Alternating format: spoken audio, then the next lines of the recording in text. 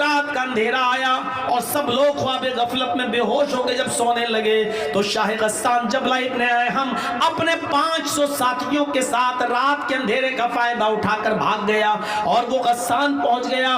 मेरे प्यारे साथियों, हजरत उमर फारूक ने उसकी कोई परवाह नहीं की। 500 लोग चले गए चाहे, लेकिन इंसाफ का मर्डर नहीं होना चाहिए, अदल बाकी रहना चाहिए। इस्लाम की तालीम यही है कि इंसाफ कायम रहे। एक गरीब आदमी को, एक गरीब नौजवान को भी इंसाफ मिलना चाहिए। हजरत उमर फारूक ने कहा, नौजवान वो गया 500 आदमियों को भी ले गया, कोई परवाह नहीं। अल्लाह का शुक्र है कि मैंने अदल को बचाया, मैंने न्याय को बचाया, मैंने इंसाफ को बचाया। कि 7 किस्म के लोग कयामत के दिन अल्लाह के अर्श के साए में होंगे। उस दिन अल्लाह के अर्श के साए के अलावा कोई दूसरा साया नहीं होगा। यानी अब दुनिया में कोई चप्पा बाकी नहीं रहा जहां तक हम गए। इस्लाम अब सामने समंदर है।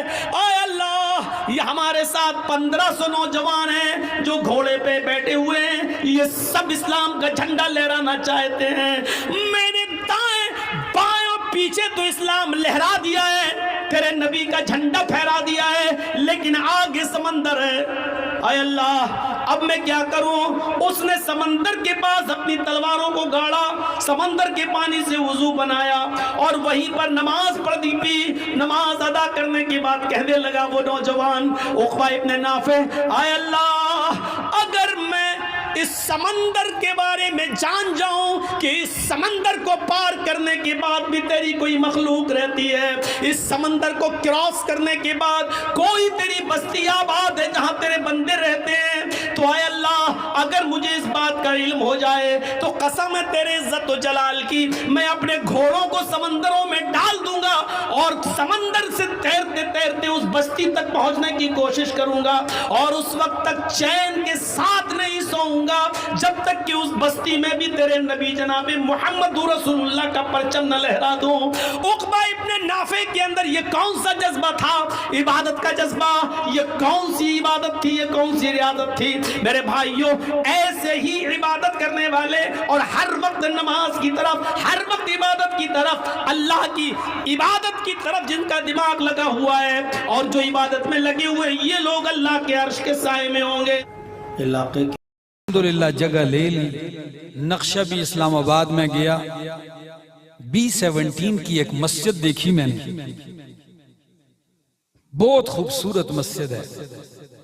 वो नक्शा मुझे पसंद आया तो वहां जो इंजीनियर थे जिन्होंने वो नक्शा बनाया था, मैंने कहा मुझे ये नक्शा बहुत पसंद है, क्या आप बना देंगे? उन्होंने कहा जी इसमें भी जो हमसे कोताही रह गई है उसको भी दूर करके बनाएंगे। तो नक्शा भी अल्हम्दुलिल्लाह उन्होंने बना लिया बेहतरीन, और ठेकेदार को हमने काम भी सुपुर कर दिया है। काम शुरू है अल्लाह के फजलो करम से, और सिर्फ इस पे सरिया जो मस्जिद में लगेगा, सिर्फ मस्जिद में 72 टन सरिया लगेगा।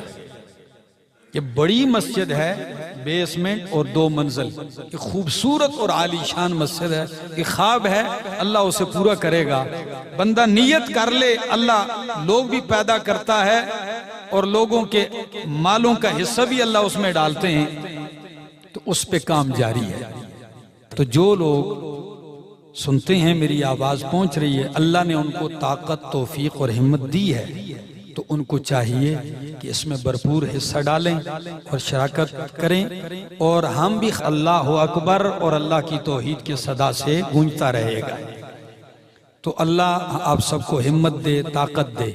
और एक बात जरूर है, चूंकि जब ये वीडियो नेट पे चढ़ती है तो इसको लोग गलत भी इस्तेमाल कर सकते हैं, तो इसलिए बारहा मैं ये कहता हूं कि जब भी आप तावन करना चाहें तो मुझसे पहले राब्ता करें, और राब्ता करने के बाद मैं जो आपको बताऊं कि इस अकाउंट में या इस बंदे को दें, तो इस तरीके से आपका माल सही जगह लग सकता है। तो मुझे ये एहसास है कि कहीं गलत जगह आपके पैसे